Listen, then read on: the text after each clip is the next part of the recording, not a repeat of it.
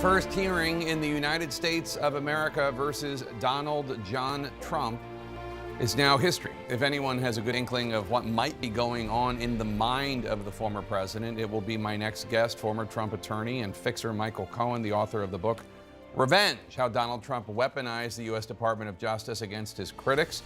He also hosts the podcast Mea Culpa. Michael, thanks so much for joining us. First, let's just start with your reaction to what we saw today. I mean, I think it's fair to say this is a much bigger deal, and I don't mean to belittle everything you went through, but this is a much bigger deal than hush money payments to Stormy Daniels.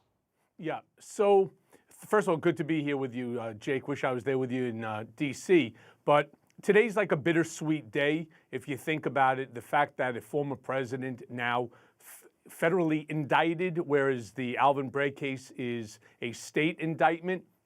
It's a terrible day for America. But I'll tell you one thing that it's a good day for, and that's accountability.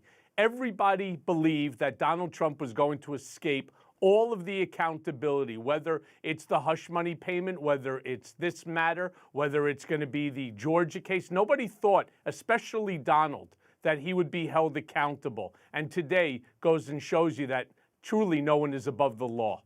You, perhaps more than anyone else in the world, understands the price, the cost, potentially, of loyalty to Donald Trump. Today, his aide, Walt Nauta, was next to him in court and then remained by his side at that campaign stop at that Cuban-American cafe, even after they were indicted. What's going through your mind as you look at Walt Nauta? What message would you have for him? Yeah, I said it the other night, and I'll say it again. Run, Walt, run. All right? Donald will throw you under the bus as fast as he threw me under the bus. He doesn't care about anyone or anything. The curious thing is I wasn't aware that Walt actually had his own attorney there. Why is Donald not paying for an attorney? Did he not learn once what happens when you leave people on their own in order to tell the truth and speak truth to power? Yeah. One of the big questions that I've been asking all day of people who know Donald Trump is why? Why did he keep these documents? Why did he show them to people who don't have classification to see them? Why did he refuse to not turn them over? Why did he refuse to turn them over to the FBI? None of it makes any sense to me. Can you give me your best theory? Yeah, so I have said this on CNN several times before. It's definitively for nefarious purpose, whether it's turning some of this information over to some of our adversaries for money, whether it is in order to have power to be able to say to the U.S. government, if in fact that you ultimately do indict me, there are copies of this information which will pose a great national security issue to the country and use it as a get-out-of-jail-free card. Donald thought this through, which is why he actually went through the boxes, which he stated that he did, and told people, don't look through my boxes. Just say that there's nothing there, because he knew the significant information that they contained, and he intended to use it for his own benefit at some time, either in the near future or in the distant future. It's also interesting that this case, like the Stormy Daniels case, involves damning information that Mr. Trump gave to his attorney. In the Stormy Daniels case, you. In this case, Evan Corcoran, Trump's lawyer. His notes are part of the indictment.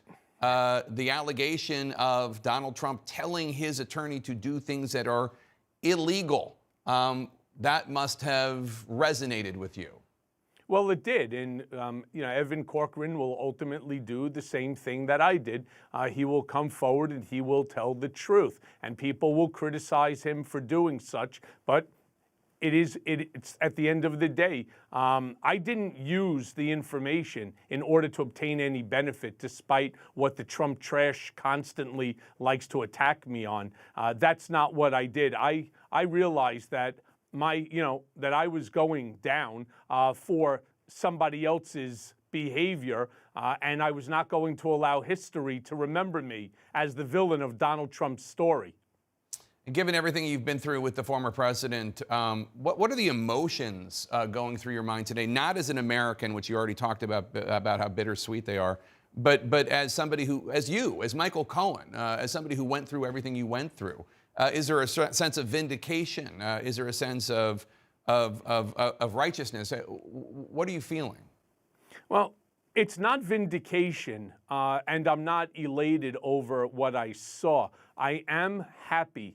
I'm happy that Donald is finally being held accountable for his own dirty deeds. Look, I stood up and I spoke to, whether it was Judge Pauly, whether it was the Mueller team, whether it was the 7 different congressional committees, to the Attorney General of New York, the DA of New York, to whomever in law enforcement that sought my information. I stood up, I told the truth, and at this point in time now, I do believe that Donald will be held accountable, and it will open up, my opinion is it will open up more investigations into other people who worked alongside the Donald Trump acolytes, who also did things that were injurious to our country and to our democracy. Michael Cohen, thanks so much for joining us. Appreciate it. Anytime, Jake.